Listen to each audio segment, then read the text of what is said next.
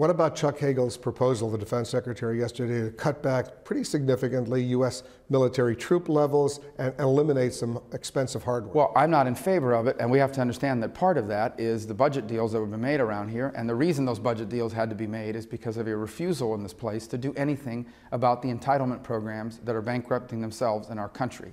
That being said, I find it ironic that at a time yesterday where the Chinese attacked Filipino fishermen with water cannons, where there's tensions between Japan and China, where North Korea feels there was a North Korean Navy intrusion into South Korean waters, with the unrest in the Ukraine that God forbid leads to some sort of Russian military intervention, instability in our own region, and Iran on the verge of becoming a nuclear power, and Syria falling apart, in the Middle East so unstable. At a time of all of this, the U.S. is announcing that we may be having troop levels as low as they've been since before World War II.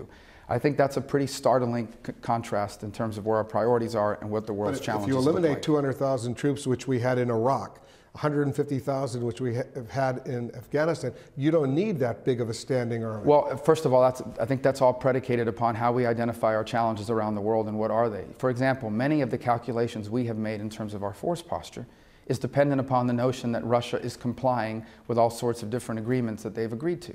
But we've seen on the intermediate rocket and intermediate missile agreements that they're in violation of those.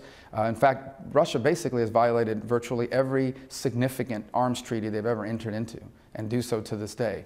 I think it's based upon the idea that Iran is not a nuclear power and we could prevent that from happening. I think it's based, and I don't think it's accurately looking at the expansion of military capability, not just from the Chinese, but also from the Japanese. So it sounds to me like you're concerned that we could be on the eve of another Cold War. I'm not sure that it would be like the Cold War exactly. We are certainly in the midst of a geopolitical battle for influence around the world. And I don't view China as an adversary directly, but I do think China has different priorities and different values on some geopolitical matters than we do. And they certainly want to drive us out of the Asia-Pacific region as a dominant power. The same is true in the Middle East. Iran is trying to drive us out of there. The same is true in Eastern Europe, where Russia wants to become the dominant power there.